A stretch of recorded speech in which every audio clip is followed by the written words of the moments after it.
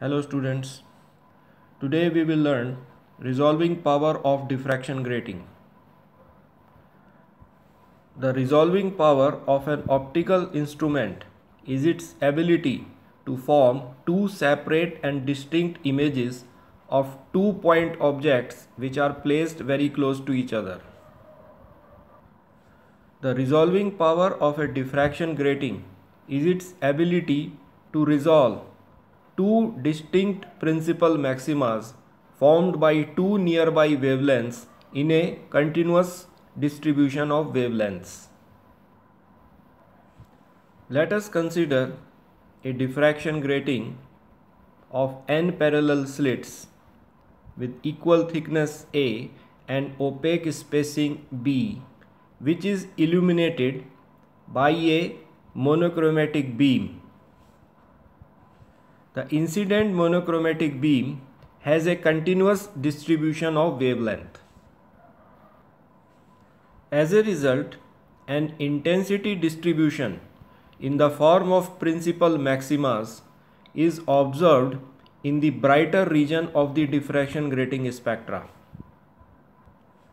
As we have previously seen that a square sin square alpha upon alpha square represents the intensity distribution due to a single slit in diffraction grating, while the term sin square n beta upon sin square beta represents the intensity distribution due to n slits in diffraction grating.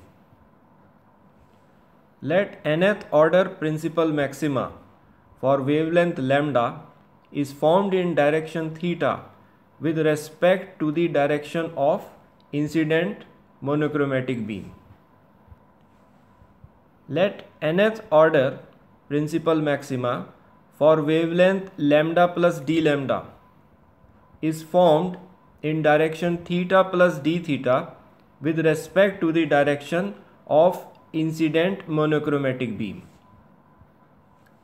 Let this point represent the first minima for wavelength lambda plus d lambda, and this is the first minima for wavelength lambda.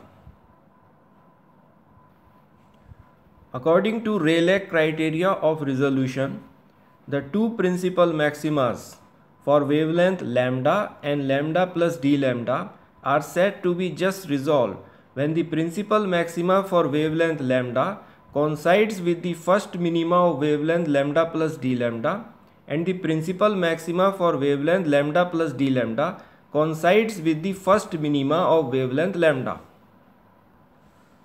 So for nth order principal maxima in direction theta, we can write a plus b sin theta equal to n lambda for a single slit. For n slits, this expression can be written as capital N a plus b sin theta equal to capital N into small n lambda.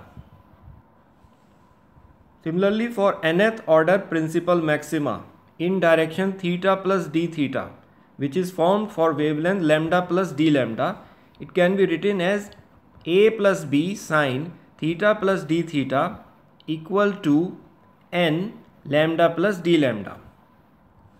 For n slits, the expression can be written as capital N a plus b sin theta plus d theta equal to capital N into small n lambda plus d lambda.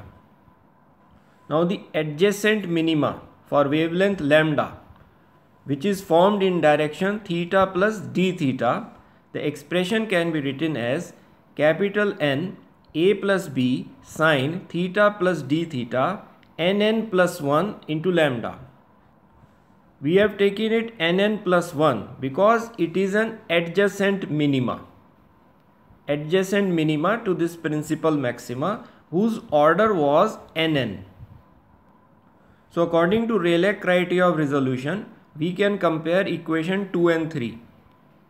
So we get nn lambda plus d lambda equal to nn plus 1 into lambda, or nn lambda plus nn d lambda equal to nn lambda plus lambda.